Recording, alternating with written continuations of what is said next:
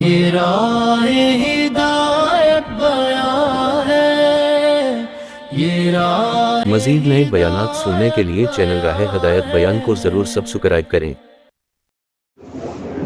دنیا میں انسان کامیابی کا ایک معیار بناتا ہے، کامیابی کی ایک شکل وہ سوچ کے رکھتا ہے، مانتا ہے، تو جو لوگوں کو کرتے ہوئے دیکھتا ہے یہ اس کو کرنا شروع کر دیتا ہے۔ انسان کی زندگی اکثر دیکھا دیکھی کی زندگی ہے، اس لیے جن لوگوں کو یہ ہوش سنبھالنے کے بعد دیکھتا ہی اس طریقے میں اپنے آپ کو ڈال دیتا ہے۔ آپ نے اس لیے دیکھا ہوگا کہ آپ ساؤتھ میں چلے جاؤ، مدراس، وہاں جو بچہ پیدا ہوا ہے وہ بڑے ہونے کے بعد دیکھتا ہے کہ یہاں لنگی پہنتے ہیں لوگ، یا شرٹ پہنتے ہیں لوگ لنگی کے اوپر، یا چاول کھاتے ہیں، پتے پہ کھانا کھاتے ہیں، وہاں کی زبان، وہاں کے طور طریقے، وہ جیسا دیکھتا ہے وہ ان کو اڈاپٹ کر لیتا ہے، وہ ویسا ہو جاتا ہے۔ اور ادھر چلے جاؤ دوسری طرف، راجستھان میں آ جاؤ، ادھر کے کچھ طور طریقے ہیں، جیسے وہ بچہ بڑا ہو کے دیکھا، اس نے آپ بولی اور سنبھالا، اس نے دیکھا کہ یہ طریقہ ہے زندگی جینے کا، تو وہ اس کو اڈاپٹ کر لیتا ہے۔ اس لیے آپ نے دیکھا ہوگا کہ علاقے کے اعتبار سے لباس ہوتے ہیں، علاقے کے اعتبار سے کھانا پینا ہوتا ہے، علاقے کے اعتبار سے زبان ہوتی ہے۔ انسان دیکھا دیکھی کی زندگی گزارتا ہے، جس کو دیکھا، جیسے دیکھا ہو، وہ دیکھتا ہے کہ یہ لوگ ماشاءاللہ فیکٹری ہو گئی، ان کی گاڑیاں ہیں، ان کے کوئی کام نہیں رکتے ہیں، سہولت میں ہیں، ماشاءاللہ یہ کام ہے، ایسا سہولت والا کام، ایسا اپنا کو بننا ہے، ان کے پیچھے چلتے ہیں۔ ڈاکٹر کو دیکھ کے کچھ ڈاکٹر کے پیچھے چلیں گے، انجینئر کو دیکھ کے کچھ انجینئر کے پیچھے چلیں گے، یعنی ہر قسم کی سہولت جن لوگوں کو حاصل ہے ان لوگوں کو دیکھ کر لوگ سوچتے ہیں ایسا کرنے سے ہم بھی اسی طرح کامیاب ہو جائیں۔ تو لوگوں نے ذہن میں کامیابی کا ایک معیار بنا رکھا ہے کہ چیزوں کا مل جانا لوگ کامیابی سمجھتے ہیں، دنیا کی ہر چیز حاصل ہو جانا کامیابی سمجھتے ہیں۔ کسی کو حکومت مل جائے تو سمجھتا ہے کامیاب، کسی کو عہدہ مل جائے سمجھتا ہے کامیاب، کسی کو خوب مال مل جائے سمجھتا ہے کامیاب، بڑی بڑی فیکٹریز ہیں، کسی کا بہت بڑا بزنس سے چل رہا ہے اچھا، وہ سمجھتا ہے کامیاب۔ کامیابی کا ایک معیار ہم نے بنا رکھا ہے، یہ کامیاب لوگ۔ لیکن اللہ تعالیٰ نے کامیابی کا ایک دوسرا معیار بنایا،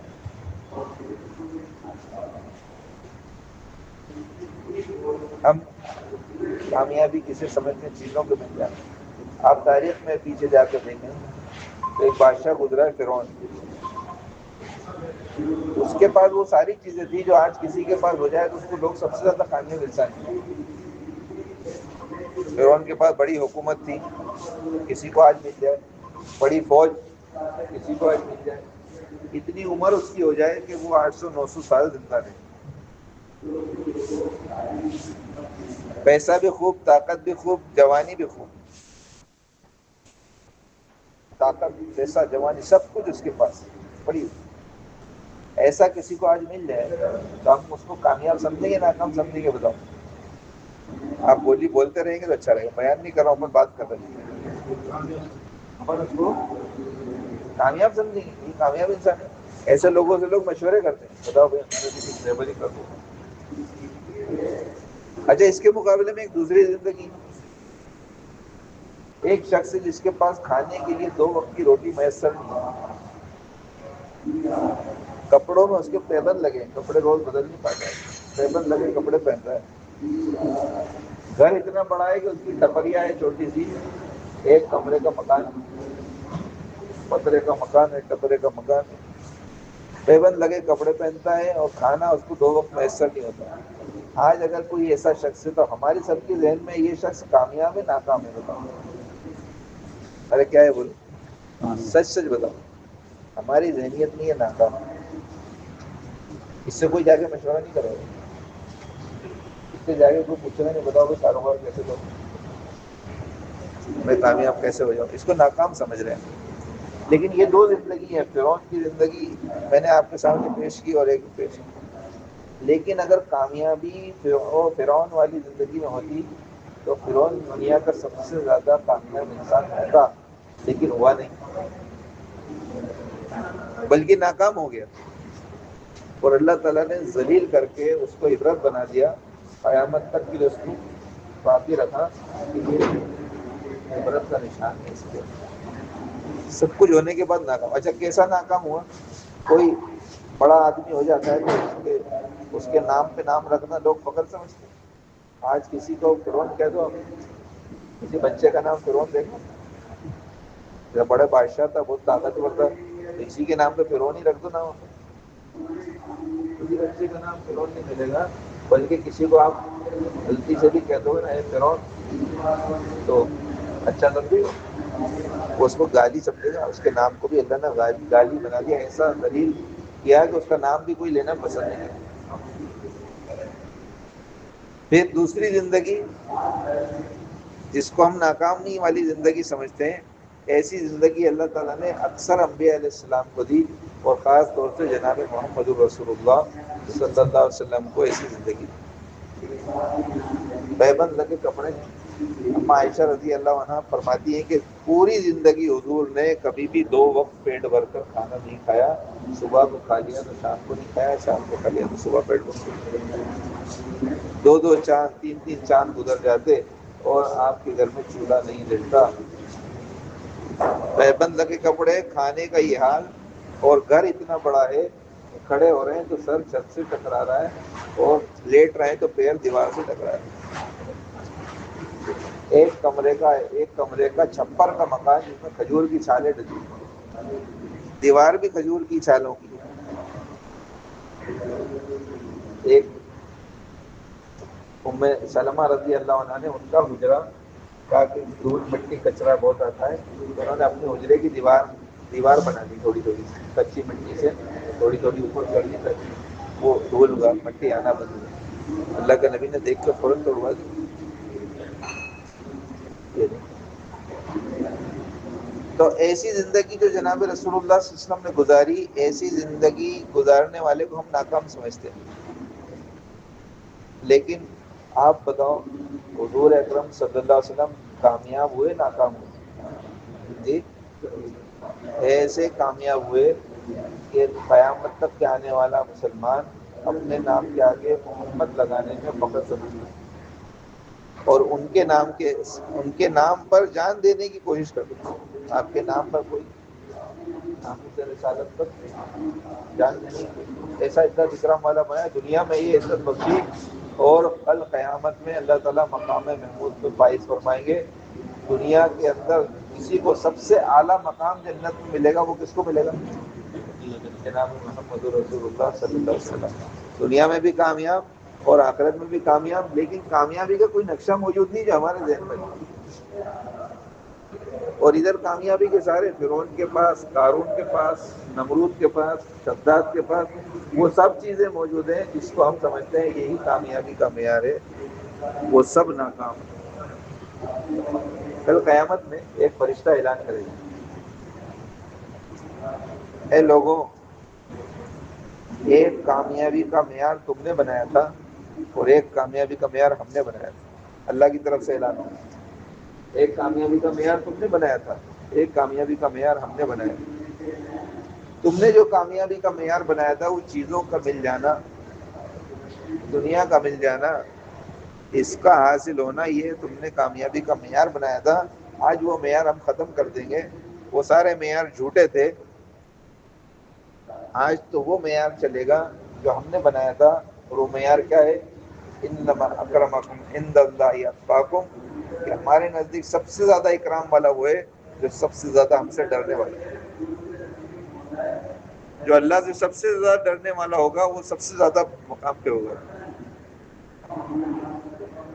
کوئی کچھ بھی لے کر چلا جائے دنیا کے اعتبار سے اس کا کوئی مقام نہیں ہے، لیکن اللہ سے ڈرنے والا ہوگا، اعمال لے کر جائے گا، جناب رسول اللہ صلی اللہ علیہ وسلم والی زندگی لے کر جائے گا، اللہ تعالیٰ اس کو ہر حال میں کامیاب کرے گا. تو کامیابی کا معیار ایک ہم نے بنا رکھا ہے، ایک اللہ نے بنا رکھا ہے. اگر ہم کامیاب ہونا چاہتے ہیں، ان دونوں میں فرق کیا ہے؟ حضور والی زندگی میں اور فرعون والی زندگی میں یہ ناکام کیوں ہے اور یہ کامیاب کیوں ہے؟ یہ اپنی امیری کی وجہ سے ناکام نہیں ہے، اور یہ اپنی غریبی کی وجہ سے کامیاب نہیں ہے. بات سمجھنا کیا کہہ رہا ہوں. یہ اپنی امیری کی وجہ سے، اس کے پاس سب کچھ ہے اس کی وجہ سے ناکام نہیں ہے، اور حضور کے پاس کچھ نہیں ہے اس لیے کامیاب نہیں ہے. دونوں میں ایک بات فرق ہے، ایک اللہ کا فرما بردار ہے اور ایک اللہ کا نافرمان ہے۔ یہ وجہ ہے کامیابی اور ناکامی۔ اگر اس کو الٹا کر دو، اس کو الٹا کر دیں کہ فرعون کے پاس ایسی زندگی آ جائے کہ یہ غریب ہو جائے، اور حضور کی زندگی فرعون والی ہو جائے، یعنی ایسی مال و دولت اور حکومت والی ہو جائے، تو بھی حضور ہی کامیاب ہوں۔ کیوں؟ فرما برداری کی وجہ سے۔ یعنی اس سے پتہ چلا کہ آدمی مالدار ہو، عہدے والا ہو، کہیں بھی ہو، کوئی کتنی اونچا پہنچ جائے، اگر دیندار ہوگا تو بھی کامیاب ہوگا۔ یہ اللہ کا فرما بردار ہوگا تو اللہ ہر حال میں کامیاب کریں گے، چاہے یہ غریب ہو، درمیانی درجے کا ہو یا اونچے درجے کا ہو، یہ کامیاب ہو کے رہے گا۔ اور وہ آدمی جو نافرمان ہے وہ غریبی میں ہو، فقر و فاقے میں ہو، اگر نافرمان اس حالت میں بھی ہے تو بھی ناکامی رہے گا، یہ دنیا میں بھی ناکام، آخرت میں بھی ناکام۔ تو کامیابی اور ناکامی فرما برداری کو منحصر ہے۔ جو فرما بردار ہوگا کامیاب ہو جائے گا، جو نافرمان ہوگا وہ ناکام ہوگا۔ اب ہماری زندگی فرما برداری پر کیسے آ جائے، فرما بردار ہم کیسے بنیں؟ چیزوں میں رہ کر، دنیا میں رہ کر، اسباب میں رہ کر ہمارا یقین اسباب سے متاثر ہو جاتا ہے۔ کہنے سے، سننے سے، دیکھنے سے، ماحول میں رہنے سے یقین متاثر ہو جاتا ہے۔ ہم لوگ ایک جگہ گئے، اگرتلہ ایک جگہ ہے، تریپورہ کی کیپٹل اگرتلہ، 2012 میں ہمارا چلہ لگا تھا۔ تو لٹریسی میں انہیں پڑھے لکھے لوگوں میں وہ انڈیا میں نمبر 3 پہ تھا اس ٹائم۔ کیرلا بھی اور منی پور اور یہ تینوں ایسے اسٹیٹ تھے جو پڑھے لکھے اسٹیٹس کہلاتے تھے، تو وہ ٹاپ لیول کے ٹاپ 3 میں تھے۔ وہ اتنے پڑھے لکھے لوگ ہیں وہاں، ہم نے پتہ کرا وہاں کوئی بھکاری نہیں، کوئی بھکاری نہیں، ایک پیسے مانگنے، کوئی مزدور نہیں ملتا وہاں۔ مزدور باہر کے صوبے سے آ کے کام کرتے، وہاں کے لوگوں میں کوئی مزدور نہیں ہے، سب پڑھے لکھے، اونچی اونچی پوسٹ، مسلمان بھی سب پڑھے لکھے، اونچی اونچی پوسٹ، لیکن دین سے دور، دین سے پڑھے لکھے تو ہیں، دنیا کا پڑھنا لکھنا، دنیا کا عہدوں کا مل جانا، یہ میں آپ کو بتا رہا ہوں، میں کارگزاری سنا رہا ہوں۔ ہم لوگ ملاقاتیں کرتے تھے، 2-3 کارگزاری وہاں کی، میں خود گیا ایک ملاقات کی، ایک بنگلے پر گئے ہم، جو رہبر تھا اس نے بیل بجائی، صبح کا وقت 8-1 بجے کے آس پاس، وہ ان کو جانتے تھے، وہ صاحب جو لے کر گئے تھے، وہ صبح سے آئے، اسی گھر سے باہر آئے، بیل بجائے، تو میں نے السلام علیکم ورحمۃ اللہ وبرکاتہ، میں نے گرم جوشی سے، میں نے کہا خاص لوگ ہیں تھوڑے تو اس لیے ایسے وہ کیا، ان سے سلام، تو سلام سن کے بڑک گئے، جواب نہیں دیا سلام، جواب میں یوں کہا don't salute me like this, nobody knows that I am Muslim. میں اردو کر کے بتا رہا ہوں، یوں کہہ رہے ہیں مجھے سلام مت کرو اس طرح، کوئی جانتا نہیں آس پاس کہ میں مسلمان ہوں۔ تو پھر اگلی بات کہی اس نے، Since 20 years in my department, nobody came to know that I am Muslim. I maintain myself so scientifically. تو میں نے اپنے آپ کو ایسا مینٹین کر رکھا ہے کہ 20 سال سے میں جس ڈپارٹمنٹ میں کام کرتا ہوں کسی کو پتہ ہی نہیں لگنے دیا کہ میں مسلمان ہوں۔ اس پر وہ فخر بتا رہے، فخر محسوس کر رہا ہے۔ Where are you from? کہاں سے آئے؟ میں نے کہا ایم پی سے آئے۔ ویری پور اسٹیٹ، بےگھر صاحب ہے، ٹھیک صاحب ہے، چوری وہاں ہوتی ہے، بیکاری وہاں پہ، ہمارے معاشرہ دیکھو ایسا مجھے۔ بہرحال میں نے اس سے پوچھا، ہم تو آپ کی خیر خیریت پوچھنا ہے، چلو آؤ گھر میں لے کر جائے۔ گھر میں داخل ہوئے، جیسے ڈرائنگ روم میں گئے، بیٹھے، جو دیوار پہ نظر پڑی تو کعبے کا فوٹو بھی لگائے اور دوسری طرف گنپتی کا فوٹو بھی لگائے اور موٹی جو ماتا ہوتی ہے اس کا فوٹو بھی لگائے۔ ایک منٹ میں سمجھ میں آ گیا کہ اس کے گھر میں کوئی غیر مسلم عورت ہے.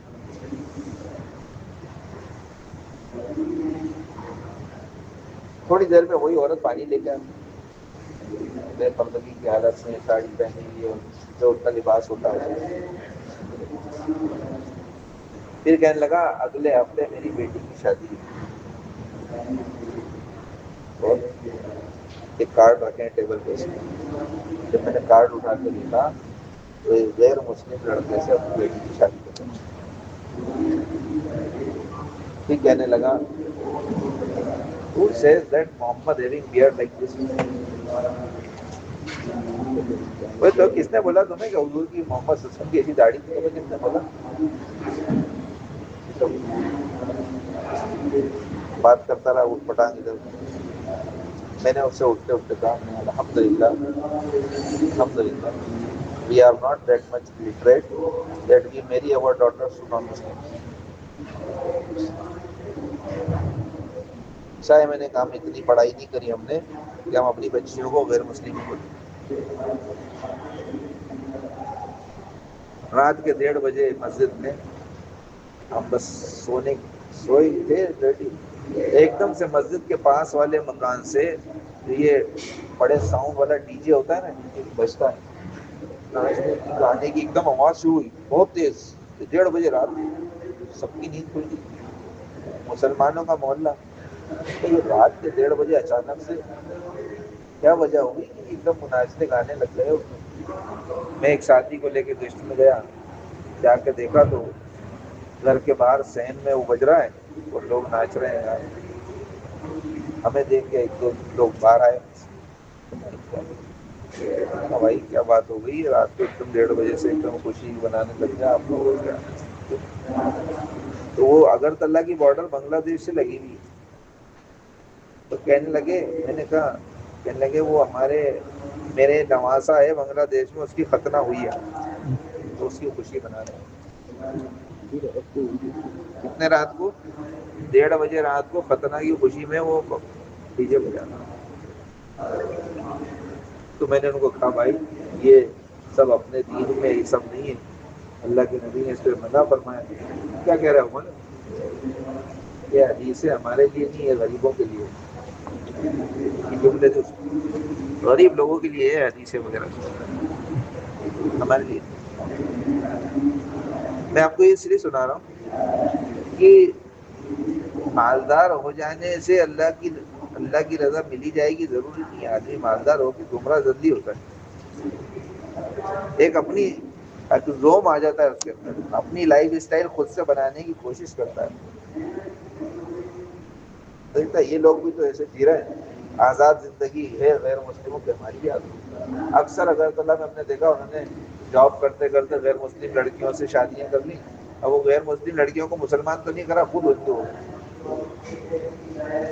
نام وہی رکھا، طریقے وہ اختیار کر لیے، اولادیں ہوئی تو اولادیں ظاہر ہے اسلامی شریعت کے اعتبار سے تو حرام ہی ہوئی. تو اس کو مسلمان کرے بغیر ساتھ رہ رہے ہیں، بچے ہو گئے.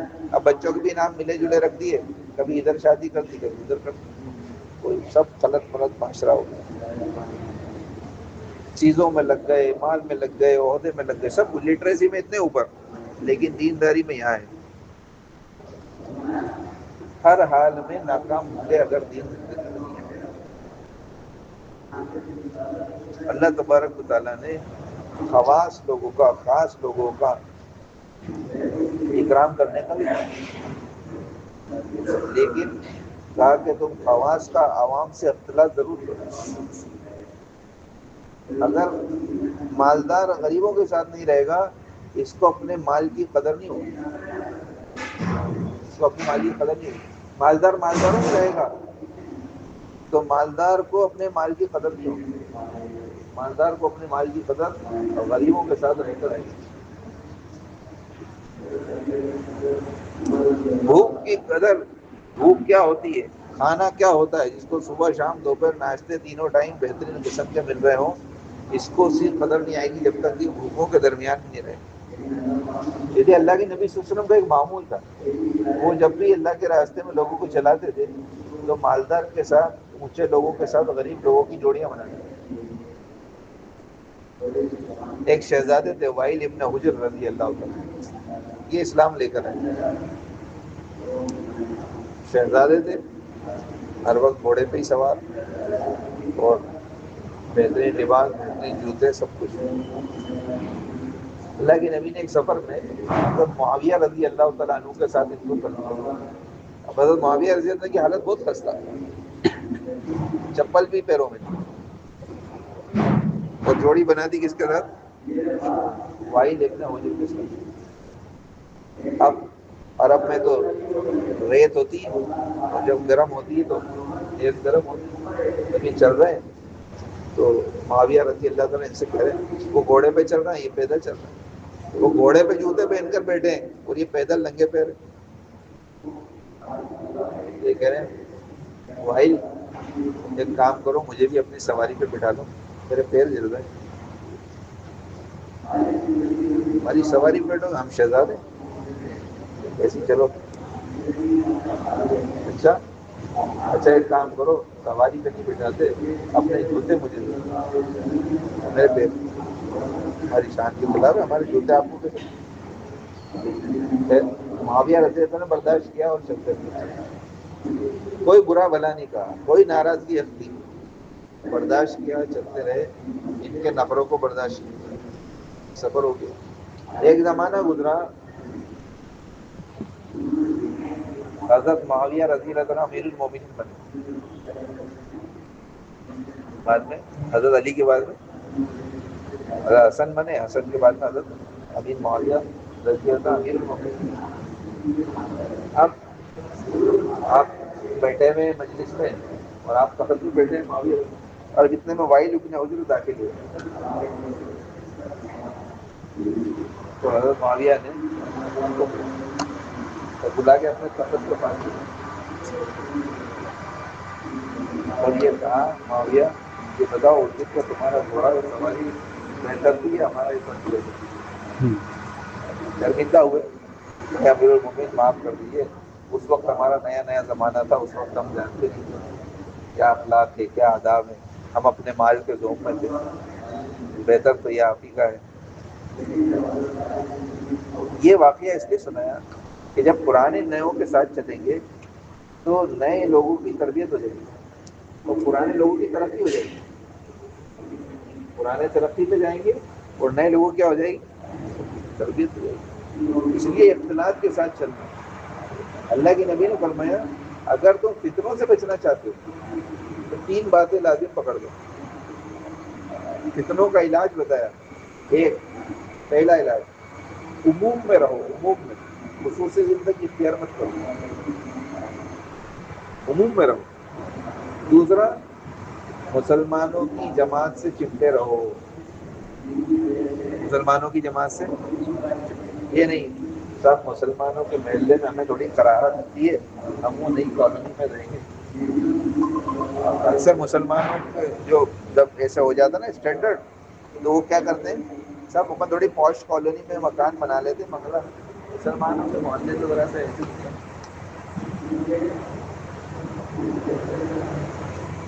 اور اکثر ایسا ہوا ہمارے، ہم اندور میں دیکھتے ہیں اس کو، اندور میں بڑی بڑی ڈیولپنگ کالونیز، پوش کالونیز اور اچھی کالونی، تو جو مسلمان اپنے اسٹینڈرڈ آف لیونگ کو بڑھانے کے لیے وہ چلے گئے، مسلمانی معاشرے سے کٹ کے چلے گئے، ان کی زندگی سے تو دن نکلا، ان کے بچوں کی زندگی سے بھی نکل گیا، پتہ چلا ان کی کوئی بچی ہے، وہ بچی چلے گئی کسی غیر مسلم کے ساتھ، وہ بچہ کسی غیر مسلم لڑکی کو لے آیا تو انہیں کے طور طریقے اختیار کر، اور پھر جب کچھ حالات آئے تو اکیلے ہیں اس طرف، حالات آئے تو اکیلے بچے رہے۔ اللہ کے نبی اس زمانے میں کہہ رہے ہیں مسلمانوں کی جماعت سے چمٹے رہو، فتنوں سے بچنا ہے، عموم میں رہو، خصوصیت والی زندگی اختیار مت کرو۔ اور تیسری چیز فرمائی اللہ کے نبی نے، مسجدوں کو لازم پکڑ دو، مسجدوں کو لازم پکڑ دو۔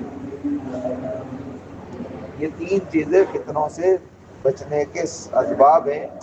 ایک حدیث میں آتا ہے کہ جب دجال آئے گا تو دجال ساری دور محنت کرے گا، اور روایت میں لکھا ہے کہ دجال کی مسجدوں تک پہنچنے سے پہلے پہلے قیامت قائم ہوگی۔ دجال کا فتنہ مسجدوں تک پہنچے گا، اس سے پہلے کیا ہوگا؟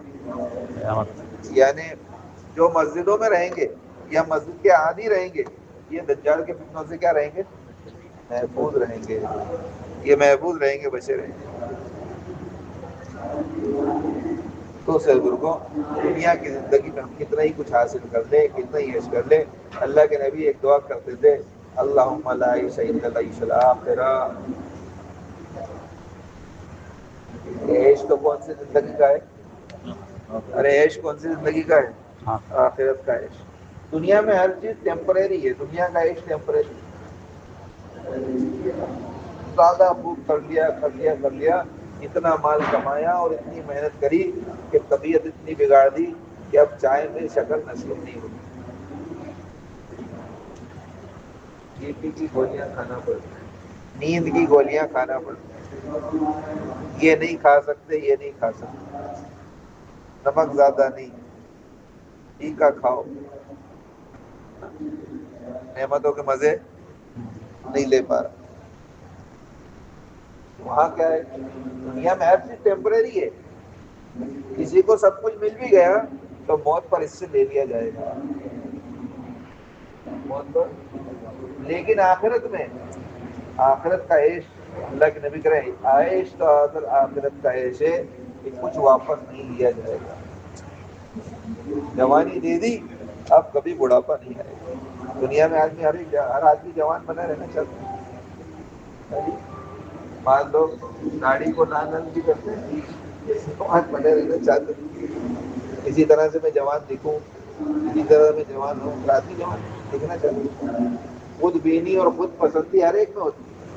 آپ نے دیکھا ہوگا آئینے کے اندر جب آدمی دیکھتا ہے تو یوں ٹیپسی نکال ضرور کرتا ہے، کیسا لگا؟ اپنے آپ کو دیکھ کر پسند کرتا ہے۔ ہر ایک کو اللہ تعالیٰ نے اپنی شکل سے محبت دی، کوئی کیسا بھی ہوگا، چاہے اس کی شکل خوبصورت ہو بدصورت ہو، وہ اپنے آپ کو بہترین سمجھے گا۔ یہ اللہ کی طرف سے اندر سے دی گئی چیز ہے، وہ اپنی شکل سے محبت کرتا ہے اپنے آپ۔ دنیا کے اندر میرے دوستوں بزرگوں، یہ ساری چیزیں ٹیمپریری ہیں، ختم ہو جائے گی۔ بچپن پرماننٹ ہے، نہ جوانی پرماننٹ ہے، نہ بڑھاپا پرماننٹ ہے، سب ختم ہو جائے۔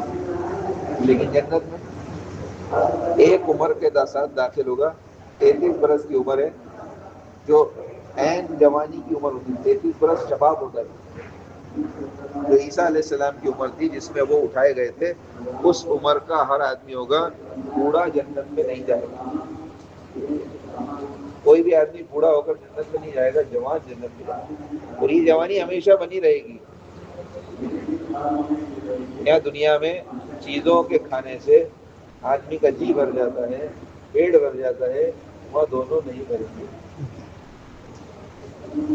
اتنی ہی بھوک لگی ہو، بہت شدت کی بھوک لگی ہو، گرما گرم بریان آ گیا سامنے، بہترین بکرے کا، مرغے کا، تاؤس کا بہترین کھانا آ گیا، آپ پہلا لقمہ کھاؤ گے بہت مزہ آئے گا، دوسرا کھاؤ گے اور مزہ آئے گا، تھوڑی دیر کے بعد آپ جو جلدی جلدی کھا رہے تھے، اب اتارنے والا کہہ رہے اور ڈالو اب ایک لمٹ ہے نا، جتنا بھی کھا لے گا آخری میں کیا کرے گا؟ اب نہیں کھا سکتے۔ جتنی اچھا کھانا بناؤ، جتنی محنت کرو، ایک لمٹ کے بعد اس کو ہاتھ روکنا پڑے گا، یہ کھا نہیں سکتا۔ لیکن جی چاہ رہا ہے، کھا نہیں سکتا۔ لیکن آخرت میں کھاتا جائے گا، کھاتا جائے گا، کھاتا جائے گا، کھاتا جائے گا، پیٹ نہیں بھرے گا، کہا کہ پیٹ بھی نہیں بھرے گا، جی بھی نہیں بھرے گا، ایک ڈکار لے گا سب۔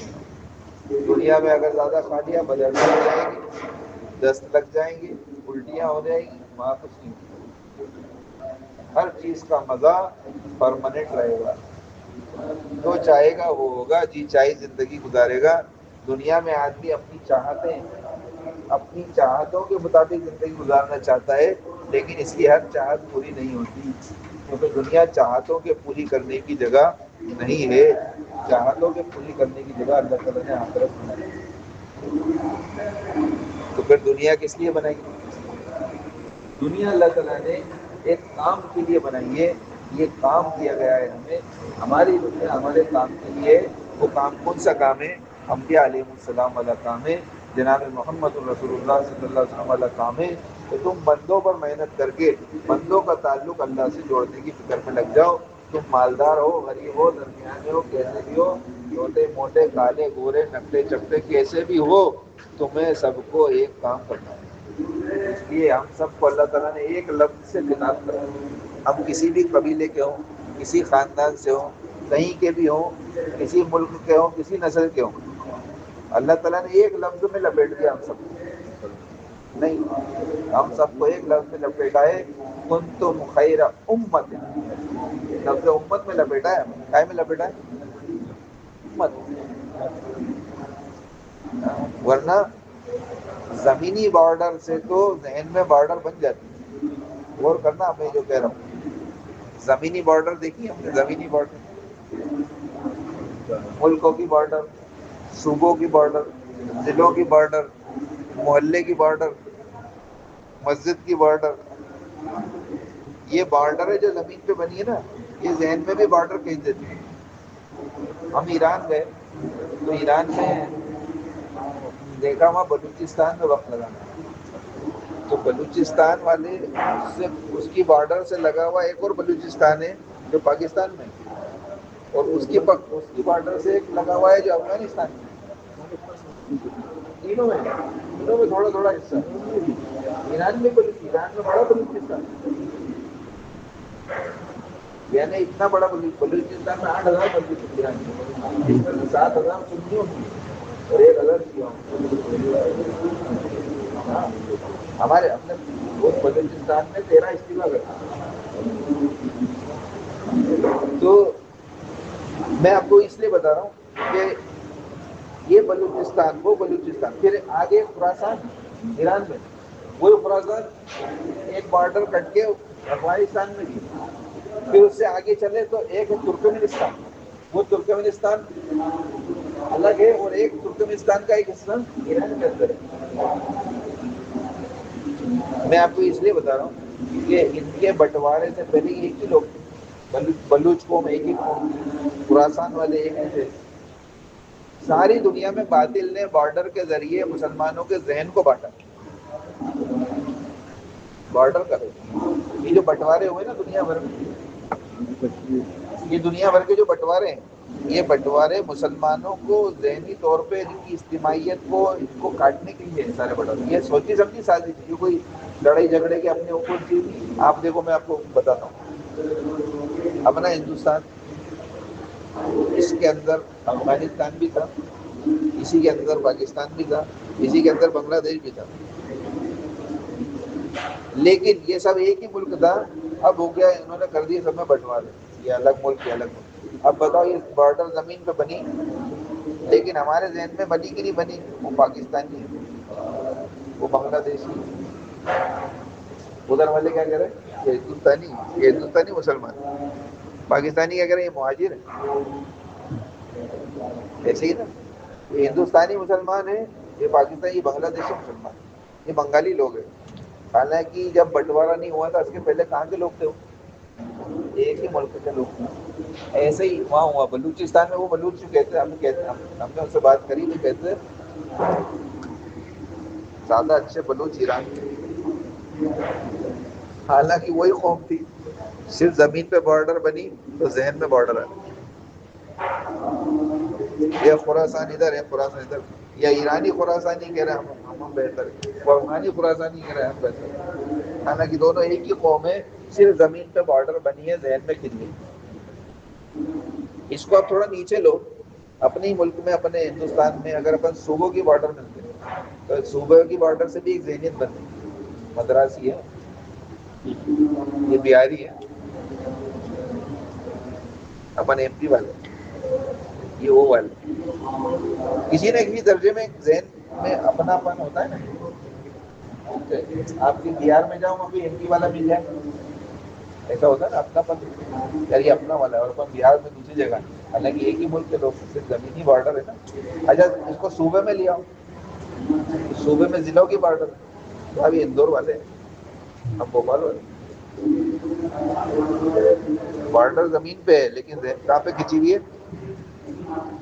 اور شیٹ چھوٹا کر لو اس کو. آپ کے بھوپال میں لے آؤ. اب یہ شاہجہان آباد والے اور ہم تو جہانگیر آباد والے اور وہ اسٹیشن ہلکا ہے. یہی ہے نا بارڈر بٹی ہوئی, زمینی بارڈر سے ذہن میں بارڈر بٹی ہوئی. اور ہلکے میں بھی آ جاؤ, صوفیہ مسجد والے ہماری مسجد کی ہے, اور چھوٹا کر لو, ہلکے کے اندر بھی بٹوارا. یہ زمینی بارڈر ہیں, ذہنی بارڈر کھینچتی ہیں. یہ زمینی بارڈر باطل کی طرف سے بنائی گئی ہے. جب آدم علیہ السلام آئے تھے پوری دنیا میں کوئی بارڈر نہیں. جب آدم علیہ السلام آئے تھے پوری دنیا میں کوئی بارڈر نہیں تھی. اور جب مہدی علیہ السلام آئیں گے اور عیسیٰ علیہ السلام آئیں گے تو ساری بارڈریں کیا ہوں گی؟ ختم ہو جائے گی. پاسپورٹ ختم ہو جائے گا, یہ پاسپورٹ کی ویلیو ختم ہو جائے گی, ساری بارڈر ختم. آتے ہی وہ سب سے پہلے ایک کام کریں گے, پوری دنیا ایک ملک ہے. کس کا ملک ہے وہ؟ قل اللہم مالک الملک. کس کا ملک ہے؟ سارا ملک تو اللہ ہی کا. وہ بارڈر جب پہلے بھی نہیں تھی, یہ درمیان میں لوگوں نے بنا دی, اور اللہ تعالیٰ نے اس لفظ امت سے اس ذہنی بارڈر کو ختم کرا. زمین پہ تو باقی ہے, جائیں گے تو پاسپورٹ لگے گا, ویزا لگے گا, سب لگے گا. لیکن اللہ تعالیٰ نے یہ کہا کنتم خیر امت اخرجت للناس, تم سب کے سب امت ہو, بہترین امت ہو. اب افریقہ میں رہنے والا کالا مسلمان وہ بھی امتی ہے, اور تم یہاں رہ کر تم بھی کون ہو؟ پڑوس میں, انگلینڈ میں, امریکہ میں, چائنا میں, کہیں بھی کوئی مسلمان رہ رہا ہے, وہ کون ہے؟ امتی ہے. تو اللہ تعالیٰ نے اس لفظ امت سے ساری ذہنی بارڈر کو ختم کرا. ایک امت ہے, اس امت کے تعارف کرایا کنتم خیر امت, یہ تم بہترین امت ہو. لیکن اس امت کے تعارف کے ساتھ اللہ تعالیٰ نے اس کام کی تعریف بھی کی, اس کام کا تعارف بھی کرایا جو اس امت کو کرنا ہے. کیا کہا؟ اخرجت للناس. ایک چھوٹی سی آیت اپن روز سنتے ہیں, اخرجت للناس, اخرجت للناس. یہ اخرجت للناس کا معنی کیا ہے؟ اپن مفہوم جو پڑھتے ہیں, سنتے ہیں, بولتے ہیں کہ تمہیں لوگوں کو نفع پہنچانے کے لیے نکالا گیا. اخرجت خروج سے, تمہارا خروج جو ہوا ہے, تمہارا نکال جو ہوا ہے, تمہیں لوگوں کو نفع پہنچانے کے لیے نکالا گیا ہے. ہم لوگ ایک بار مرکز نظام الدین میں کاشف العلوم مدرسے کے طالب علم کے ساتھ بیٹھے تھے, تو حضرت نے یہ آیت پڑھی, تو وہ بچہ مجھ سے پوچھتا ہے یہ اخرجت للناس کا مطلب کیا بتاؤ. ان کو کہا کہ بھائی لوگوں کو نفع پہنچانے کے لیے بھیجے گئے, نکالے گئے. تو اس نے سوال کیا کہاں سے نکالے گئے, کہاں سے نکالے گئے؟ تو میں نے کہا کہ حضرت نے کیا بتایا تم نے نکالے, کہاں سے نکالے؟ کہنے لگے سیدنا ابن عباس رضی اللہ تعالیٰ عنہ نے اس کی تفسیر کی ہے. اخرجت للناس کی تفسیر انہوں نے کی ہے اخرجت من بطون امہاتکم للناس, کہ تم اپنی ماؤں کے پیٹ سے اس لیے نکالے گئے. کہاں سے نکالے گئے؟ من بطون, اپنی ماؤں کے بطن سے, ماؤں کے پیٹ سے اسی لیے نکالے گئے ہو کہ تم لوگوں کو نفع پہنچاؤ گے. پھر فرمایا کہ اس کا مطلب یہ ہے کہ تمہاری پیدائش کا مقصد ہی تمہاری پیدائش کا مقصد ہی ہے کہ تم لوگوں کو نفع پہنچاؤ. پھر آگے نبی کی شکل بتائی, تأمرون بالمعروف وتنہون عن المنکر, لوگوں کو بھلائی کی طرف بلاؤ اور برائی سے روکو. یہ لوگوں کا نفع ہے. اس میں دنیا کی سب سے بڑی بھلائی کیا ہے بتاؤ؟ دنیا کی سب سے بڑی بھلائی کیا ہے؟ دنیا کی سب سے بڑی بھلائی اللہ کا دین, دین اسلام ہے. اس کے بغیر کوئی جنت میں نہیں جا سکتا, اس کے بغیر کوئی جہنم سے بچ نہیں سکتا. اس لیے لوگوں کو اسلام کی طرف بلانا, دین کی طرف بلانا, یہ سب سے بڑی بھلائی ہے انسان. اور نہیں انہیں منکر کیا ہے؟ لوگوں کو برائی سے روکنا. بے دینی سب سے بڑی برائی, اللہ کی نافرمانی سب سے بڑی برائی. جب بھی کسی منکر کو ہوتے دیکھو, برائی کو ہوتے دیکھو, اس سے روکنا. یہ تمہارا کام, بھلائی کی طرف بلانا, یعنی دین کی طرف بلانا. اچھا دین کیا ہے؟ دین اللہ کے تمام حکموں کا مجموعہ ہے. سارے احکامات کو اللہ نے جمع کر دیا دین کے اندر. حضور کے سارے طریقوں کو جمع کر دیا کہ ان حکموں پہ چلنے کے لیے جو طریقہ ہم دے رہے ہیں وہ محمد رسول اللہ کی زندگی ہے. کہ زندگی کے مطابق تم ان طریقوں کو پورا کر دو, ہم تو کامیاب کر دو. وَتُؤْمِنُونَ بِاللَّهِ, جو آخر میں کہا, اس لیے کہا کہ ایک اللہ پر ایمان رکھنے والوں کا ہی یہ کام ہے. یہاں پہ اور دوسری کوئی خیر مراد نہیں ہے, دوسری کوئی بھلائی مراد نہیں. جیسے لوگ بھلائی کرتے ہیں, سردیوں میں غریبوں کو کمبل بانٹتے, بیماروں کو دوا دلاتے, بھوکوں کو کھانا کھلوا دیا، کپڑے نہیں ہے کپڑے دلوا دیے، کسی کی شادی نہیں ہو پا رہی ہے غریب کی شادی کروا دی۔ یہ جو نیکی کے اور بھلائی کے کام ہے، ان کاموں کے کرنے کے لیے تو ایمان کا ہونا بھی شرط نہیں ہے، یہ تو غیر مسلم بھی کرتے ہیں۔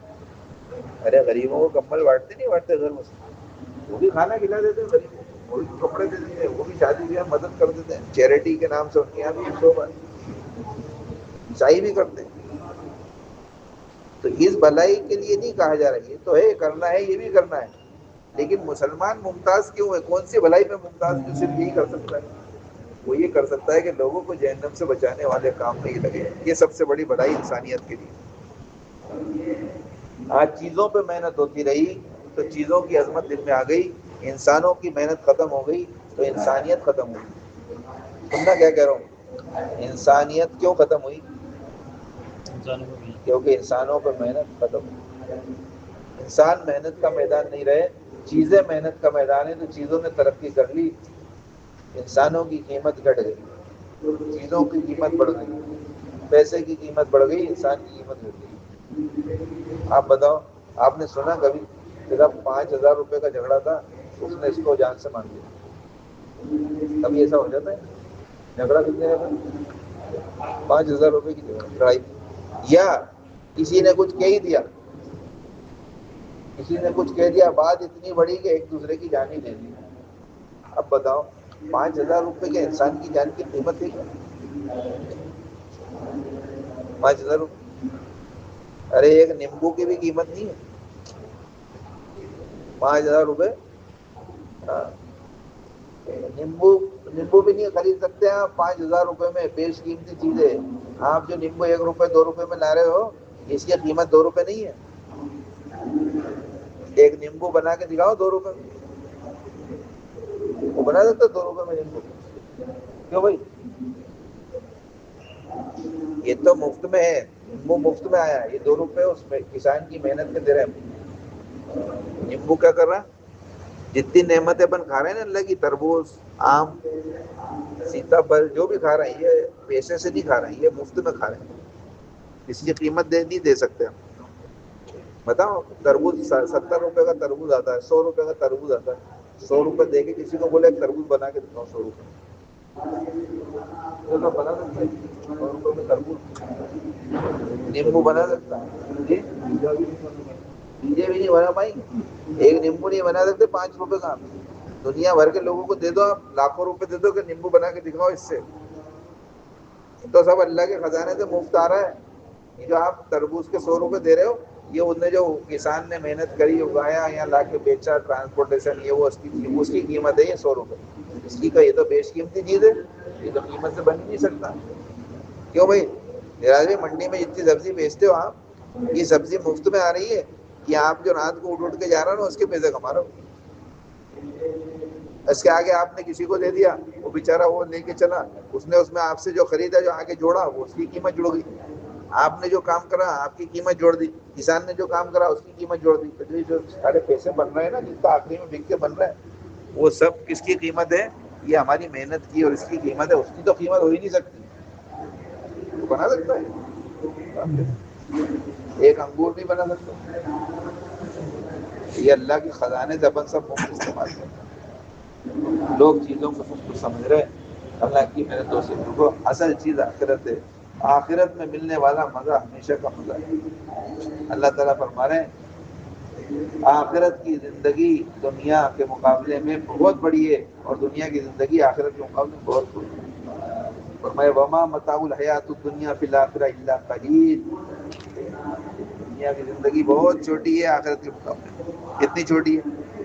اس کی مثال کہ کوئی شخص دریا میں انگلی ڈالے اور اوپر نکالے تو جو انگلی پر پانی چپک کر آیا ہے یہ دنیا کی زندگی ہے، اور دریا میں باقی پانی جو رہ گیا وہ آخرت کی زندگی ہے۔ ہم لوگ سنگاپور جا رہے تھے انڈونیشیا سے پانی کے جہاز سے، تو چھوٹا جہاز تھا، میں نے ساتھیوں کا چلو اوپر چھت پہ چلتے ہیں۔ ہم چھت پہ گئے، سب جماعت والوں کو دیکھ پیچھے کی طرف کھڑے ہو گئے جہاں سے دیکھ رہے تھے۔ اب جب 1 گھنٹہ تقریباً ہو گیا تھا جہاز کو چلتے چلتے، تو ساری بارڈر دکھنا بند ہو گئی، اب ہر نگاہ تک پانی پانی، ادھر دیکھو تو پانی، ادھر دیکھو تو پانی، اب کوئی نہ پہاڑ نظر آ رہا، نہ کچھ، نہ کنارہ نظر آ رہا، ایسی درمیان میں آ گئے۔ حد نگاہ تک سمندر۔ میں نے یہاں پر ساتھیوں کو جمع کر کے میں نے کہا اب تصور کرو کہ یہ انگلی ہم نے دریا میں ڈالی، ابھی بولنے میں نہیں سمجھ میں آئے گا، سمندر کا بڑا ہونا سمندر کے اندر سمجھ میں آتا ہے، جب سمندر میں رہو گے نا جب سمجھ آئے گا سمندر کتنا بڑا۔ میں نے کہا پانی انگلی ڈالو دریا میں مثال کے طور پہ اور پانی نکالا تو یہ پانی اتنا ہے، یہ دنیا کی زندگی ہے، اور اب سب ادھر ادھر دیکھو چاروں طرف، حالانکہ یہ پورا سمندر نہیں ہے، یہ 7 سمندر میں سے بھی ایک سمندر جو اس کا بھی پورا نظر نہیں آ رہا ہے ہمیں، ہماری نگاہ کی حد ہے، یہ پورا نہیں ہے، یہ دنیا آخرت کی زندگی یہ بتا رہے ہیں۔ اس ٹائم جو استظہار ہوا، مجھے خود بھی دیکھا نا، اس ٹائم جو استظہار ہوا کہ آخرت کی زندگی کتنی بڑی ہے۔ پاگل لوگ کہتے ہیں دنیا میں پانی ختم ہو جائے گا، سمندر میں جا کے دیکھو اتنا پانی، ایسی دنیا 10-20 بار کیا 10-15 لاکھ سال اور چل جائے تو بھی اللہ کا پانی ختم ہو جائے گا۔ کوئی چیز نعمت ہے، اللہ کے خزانے میں کسی چیز کی کمی تھوڑی ہے، خدا وہ انسانوں کے چہرے کی ڈیزائن ان کے پاس ختم ہو گئی تب بڑی دنیا بند کر دو، اب دنیا بنانے کی کوئی ضرورت نہیں، انسانوں کی نئے انسان آئے کہاں سے، ایسا تھوڑی ہے۔ وہ تو یہی کمال ہے قدرت والے کہ ہر ایک کو الگ الگ شکل دے رہے ہیں، قیامت تک کوئی ڈپلیکیٹ نہیں ہوتا ہے، جڑوا بچے بھی الگ الگ ہی ہوتے ہیں، ایسا نہیں کہ اللہ پاک کے پاس ڈیزائن نہیں تھی تو ان کو 2 کو ایک جیسا بنا دیا، یہ تو اپنی قدرت کو شاہکار دکھانے کے لیے اللہ تعالیٰ کہہ رہا ہے ہم ایک جیسا بھی بنا سکتے ہیں الگ بھی بنا سکتے ہیں۔ اچھا کتنی کمال ہے قدرت اللہ کی، دیکھو اللہ تعالیٰ جب کسی کو پیدا کرتے ہیں بچے کو اور شکل جب آتی ہے کسی کی، ہر بچے کی الگ شکل آ رہی ہے، لیکن بنانے میں کمال کیا ہے، شکل بدلنے کے لیے اللہ تعالیٰ نے آنکھوں کی جگہ نہیں بدلی، ناک کی جگہ نہیں بدلی، سب کے ہونٹ وہیں پہ ہیں، سب کی ناک وہیں پہ، سب کی آنکھیں وہیں پہ، سب کے کان وہیں پہ، پھر بھی شکل بدلی گئی۔ ایسا تھوڑی کیا اللہ نے کہ اس کی شکل بدلنا تو اس کی آنکھیں تھوڑی سی ادھر کر دو، اس کی ادھر کر دو اور اس کے ہونٹ ادھر کر دو، سب وہی ہے اور پھر بھی بدلے ہوئے۔ یہ اللہ کا کمال قدرت ہے، ہر ایک کی آواز الگ الگ، ہر ایک کی چال الگ الگ، ہر ایک کے فنگر پرنٹس الگ الگ، ہر ایک کی آئیز کے پرنٹس الگ الگ، جتنے انسان اتنی ڈیزائن، اور آتے جا رہے آتے رہیں گے، ایسا تھوڑی کہ اللہ کے پاس اسٹاک ختم ہو جائے گا تو بولے اب قیامت لیا اسٹاک ختم ہو گیا، یہ تو اللہ تعالیٰ کی طرح ہے، اللہ کے خزانے میں اللہ، یہاں بھی یہ بھی آئے گا، روایت میں آتا ہے کہ سب سارے جنتی جنت میں چلے جائیں گے تو جنت بہت خالی باقی رہے گی، جنت کیا رہے گی، بہت خالی رہے گی، جنت بہت بڑی، جنت میں بہت جگہ باقی رہے گی، تو اللہ تعالیٰ اسی وقت ایک قوم پیدا کریں گے، اسی وقت ایک قوم پیدا کریں گے ان سے جنت کو بڑھ،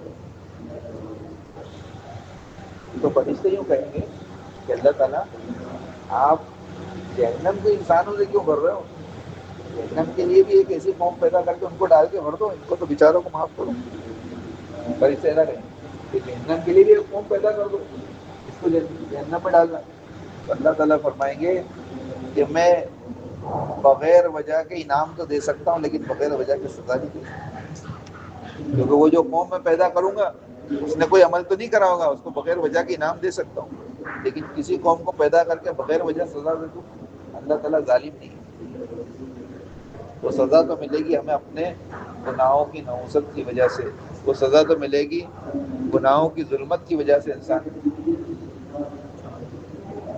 اتنے بڑے بڑے انعامات اللہ نے دیے، اس میں بندہ ناشکری کرے نافرمانی کرے، اس طرح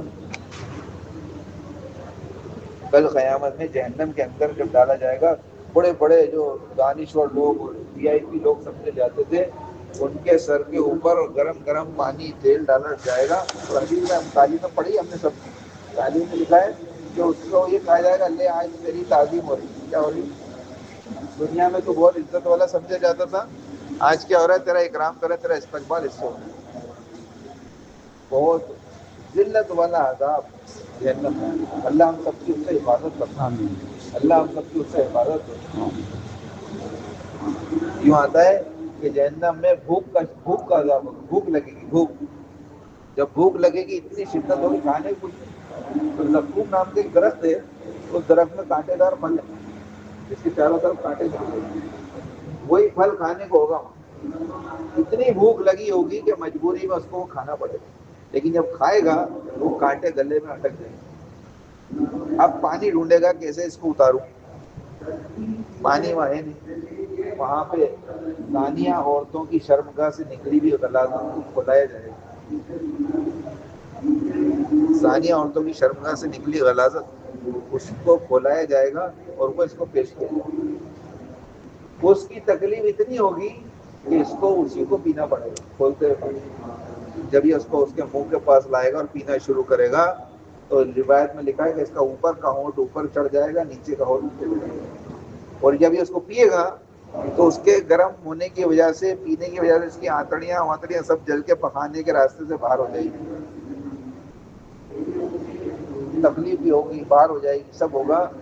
ایک فرشتہ آئے گا، اس کی آنتڑیوں کو جمع کرے گا، اس کا منہ کھولے گا اور واپس اس کی آنتڑیاں بھرے گا، اور پھر واپس سے اس کو بھوک لگے گی اور پھر یہ عذاب ہوگا۔ سلسلے وار عذاب لکھا ہے اللہ تعالیٰ نے، سلسلہ کا کھال جل جائے گی تو ہم دوسری کھال لگا دیں گے، اور سائنٹسٹ نے پتہ کیا یہ کھال بدلنے کا سسٹم اللہ تعالیٰ نے کیوں لگایا، تو پتہ چلا جو پین ریسیپٹرز ہوتے ہیں جس سے درد محسوس ہوتا ہے وہ پین ریسیپٹرز کھال کے اندر ہوتے ہیں۔ کس کے اندر ہوتے ہیں؟ کھال کے اندر ہوتے ہیں، کہ جب کھال جل جائے گی آگ سے تو درد ہونا بند ہو جائے گا، تو اللہ تعالیٰ کہہ رہے ہیں ہم ان کی کھالوں کو پھر بدل دیں گے تاکہ یہ عذاب کو دوبارہ چکھیں، وہاں عذاب بار بار جب یہ لوگ ان کا عذاب شدید ہو جائے گا تو یہ جہنم کے داروغہ فرشتے سے، جس کا نام مالک ہے، اس سے کہیں گے تھوڑا سا ہمیں عذاب کم کرا دے، یہ تکلیف بڑھے جا رہی، کمی نہیں ہو رہی، اور موت آ نہیں رہی۔ دنیا میں تو درد حد سے بڑھتا ہے تو مر جاتا ہے، بولے یہاں درد بڑھے جا رہا ہے اور موت بھی آ رہی، کیا کریں؟ تو مالک ان سے بات کرے گا جہنمیوں سے، اللہ تعالیٰ نے اس کو سورہ الف لام میم سجدہ میں نقل کیا، وہ کہے گا الم یاتیکم نذیر، کیا تمہیں کوئی ڈرانے والا نہیں آیا؟ تو وہ کہے گے قالوا بلا، بے شک آیا تھا، وکذبنا وقلنا ما نزل اللہ من شیء، کہ بے شک ہمیں ڈرانے والا سمجھانے والا آیا تھا لیکن ہم نے اس کو جھٹلا دیا، اپنی باتیں جو کہہ رہا ہو ایسی کوئی بات نہیں، ایسی بات ما نزل اللہ من شیء، اللہ کی طرف سے ایسی کوئی بات نازل نہیں ہوئی جو تم کہہ رہا ہو، ان انتم الا فی ضلال کبیر، اور تم تو گمراہ لوگ ہو۔ آج جیسے لوگوں کو، تبلیغ والے لوگوں کو لگتے ہیں تو پتہ نہیں کیا کر رہے ہیں، وہ کہیں گے ہم نے اس سے کہا تم بڑی گمراہی میں، پھر کیا کہیں گے آگے؟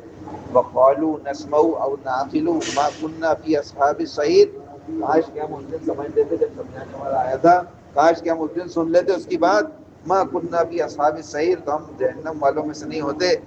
پھر اپنے گناہوں کا اعتراف کریں گے، فاعترفوا بذنبهم فسحقا لاصحاب السعیر، جب اپنے گناہوں کا اعتراف کریں گے اس کے بعد بھی اللہ تعالیٰ کہیں گے ان پر لعنت ہی ہوگی، لعنت ہی ہوگی، لعنت ہی ہوگی، اور فرشتے سے کہا جائے گا جہنم کے بھائی مالک دروازے کو بند کر دو، جہنم کے دروازے کو تالا مار دو، نہ باہر کی آواز اندر نہ اندر کی آواز باہر آ سکے۔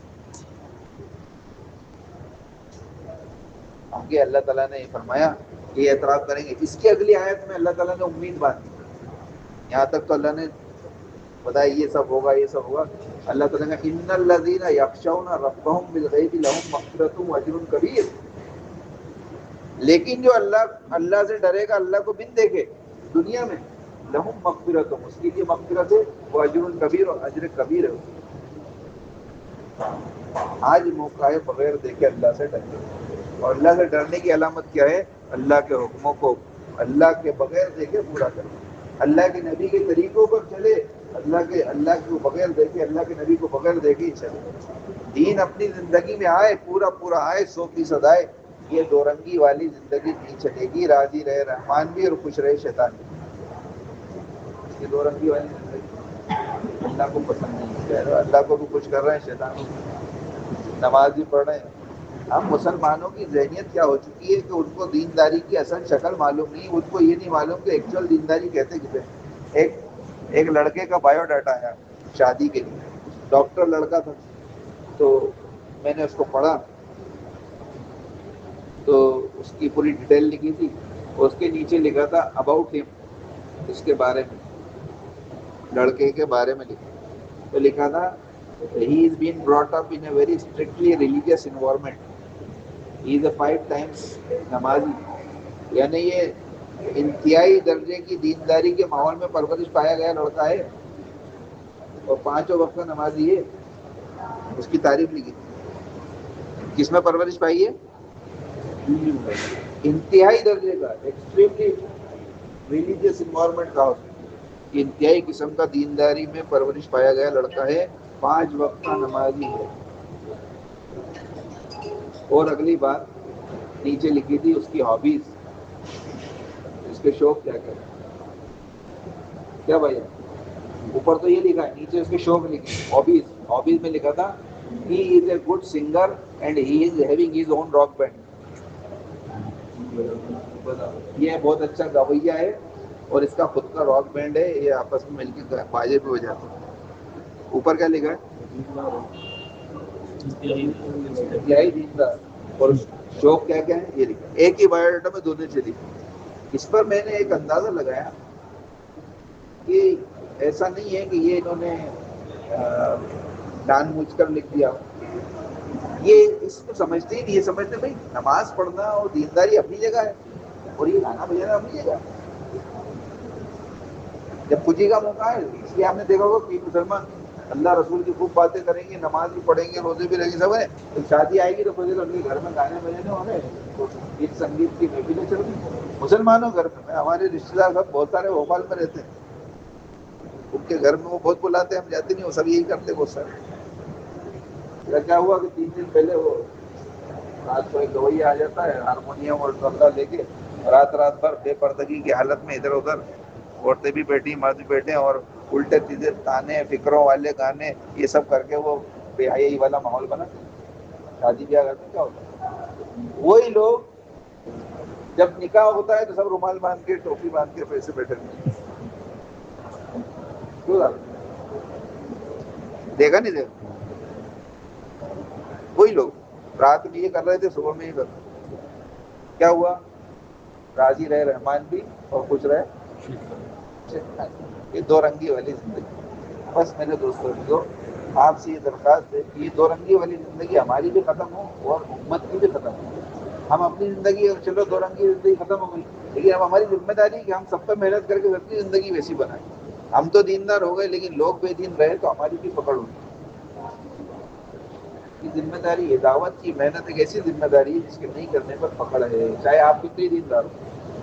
آپ اللہ کی ایسی عبادت کرو کہ اللہ کی نافرمانی پلک جھپکنے کے برابر بھی نہیں کرتے، لیکن اگر آپ دعوت کا کام نہیں کرتے اور لوگوں کو سمجھانے کا کام نہیں کرتے، آپ کی اللہ تعالیٰ دنیا میں بھی پکڑ کر دیں گے۔ ایسا نہیں ہے کہ کر لیں گے، پچھلی تاریخ میں کر کے دکھائی اللہ۔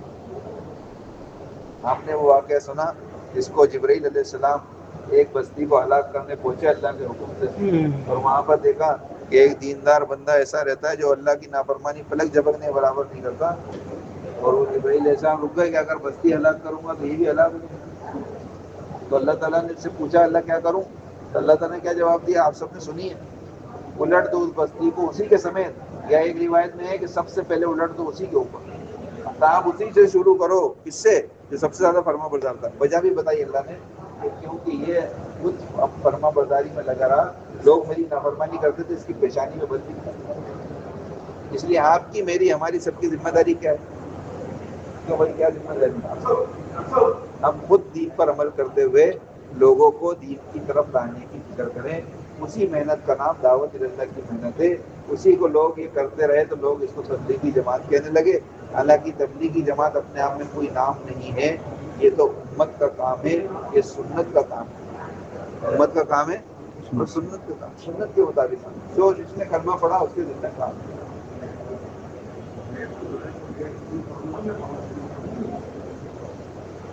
آئیے آئیے ڈاکٹر صاحب، ڈاکٹر صاحب تو بہت نمک شخصیت ہے ماشاء اللہ، بہت خدمت کرتا ہے استعمال میں۔ ہاں میں نے دیکھا وہ ان کا پہچان تو بالکل بالکل دیکھیے، تو اس لیے آپ سب نیت کر لیں۔ آپ کو بہت زیادہ لمبا چھوڑا نہیں سنانا، میں سب ماشاء اللہ سمجھدار لوگ ہیں، لیکن سمجھدار ہونے کے ساتھ ساتھ ذمہ داری کو سمجھ کے اس کو کرنے میں لگ جائیں۔